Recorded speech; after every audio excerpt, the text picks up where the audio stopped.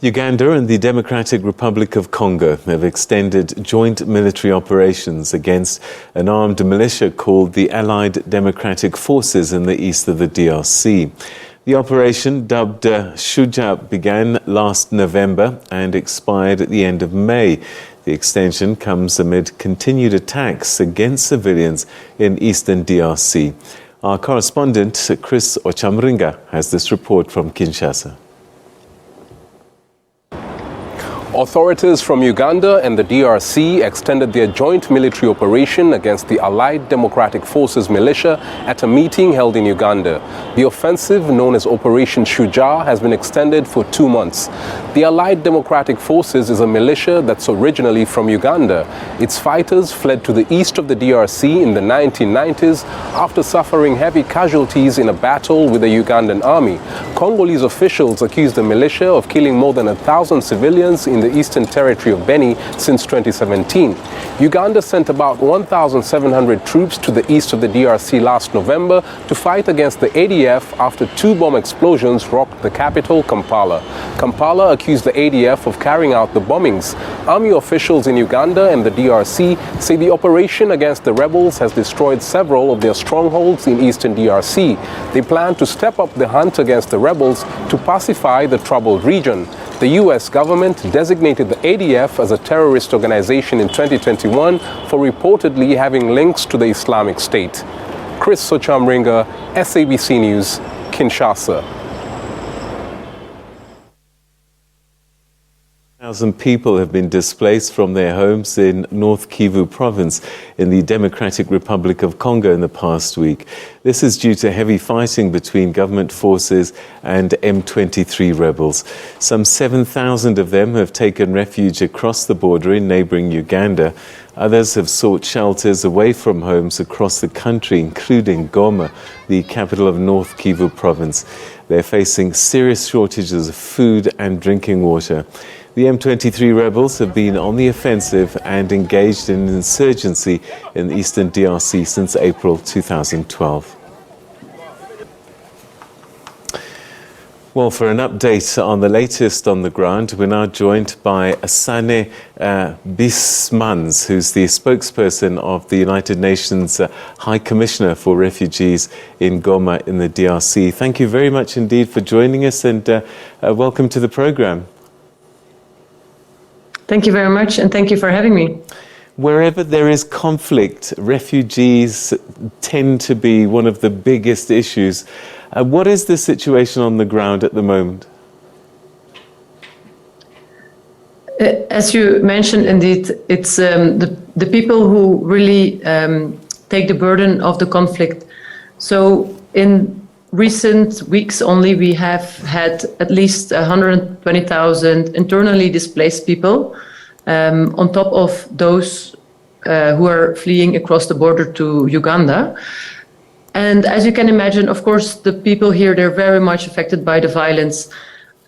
They themselves, some of them have gotten killed trying to flee the violence. But then there are other serious violations that people are getting confronted with.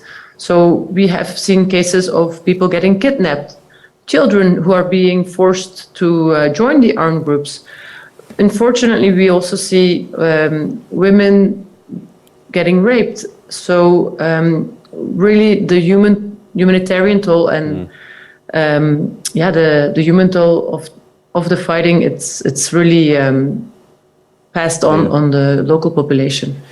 What kind of numbers are we looking at here?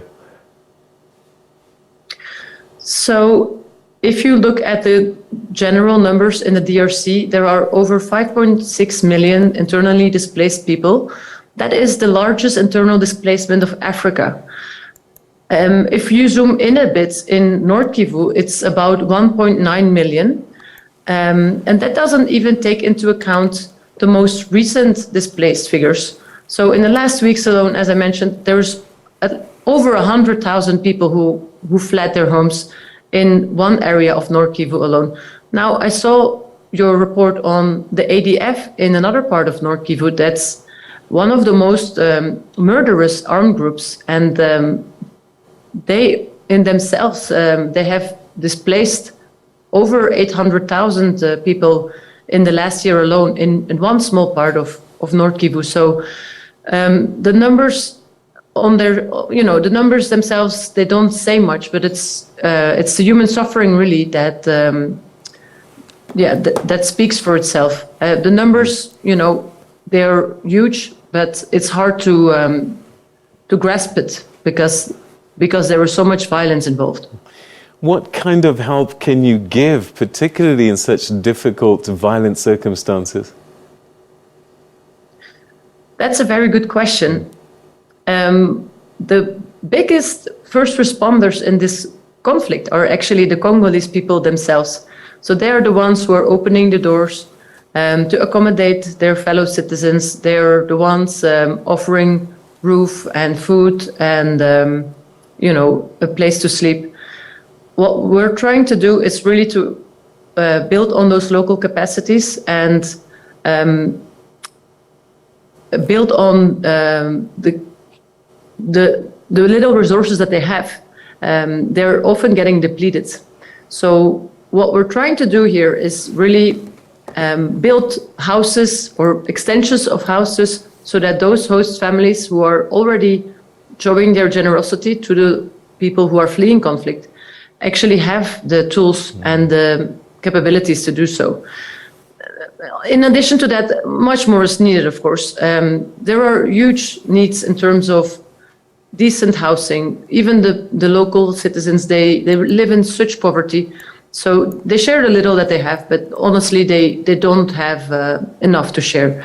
So what's needed really is decent housing, basic amenities such as blankets, soap, buckets. And then on top of that, there are huge food shortages because people, when they're fleeing, they also leave behind their fields that they're working on. So they don't have any income while they're on the run.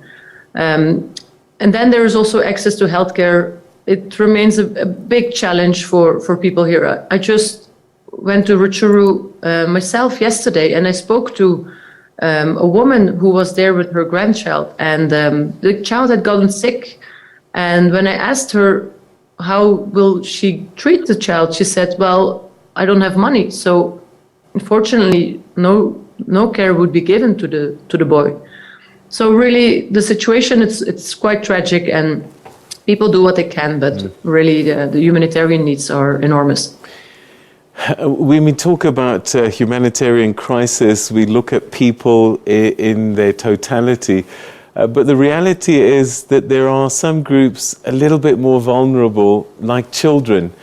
And I would imagine that this is causing untold damage to them in terms of losing education and being more susceptible to illness and disease, I guess.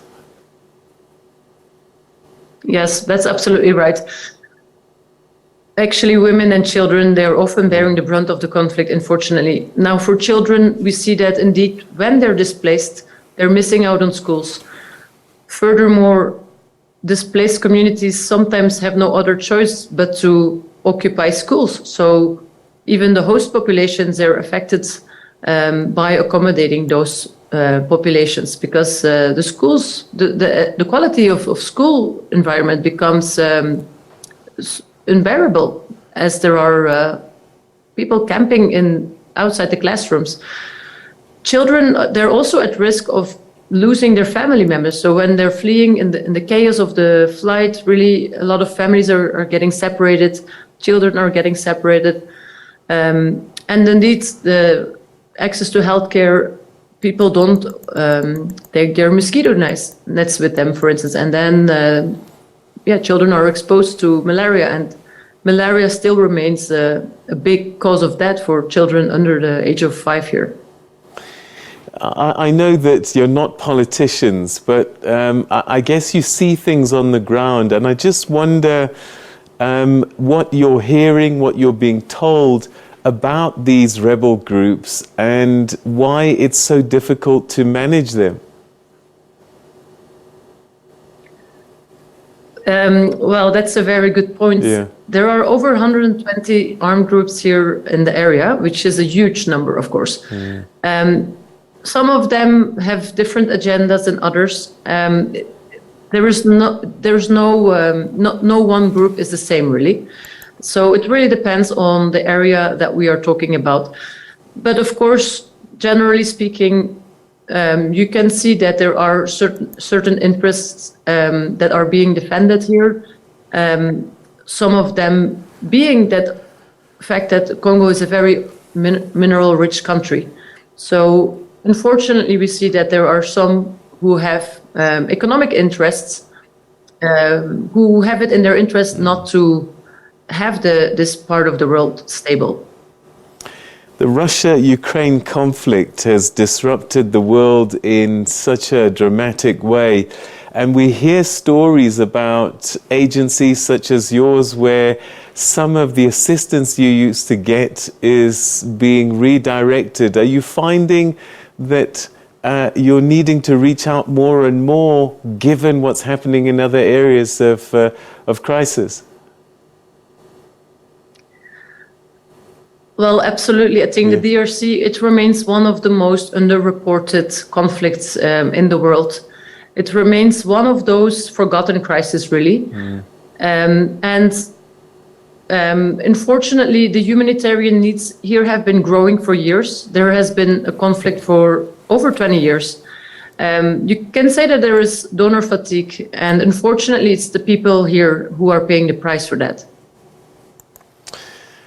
What needs to happen for you to be able to reach as many of the people that need help as possible? Well, at the moment, UNHCR in the DRC is only funded at 16%. So, of course, that leaves a huge gap behind. And really what we need to do our programs effectively is additional funding.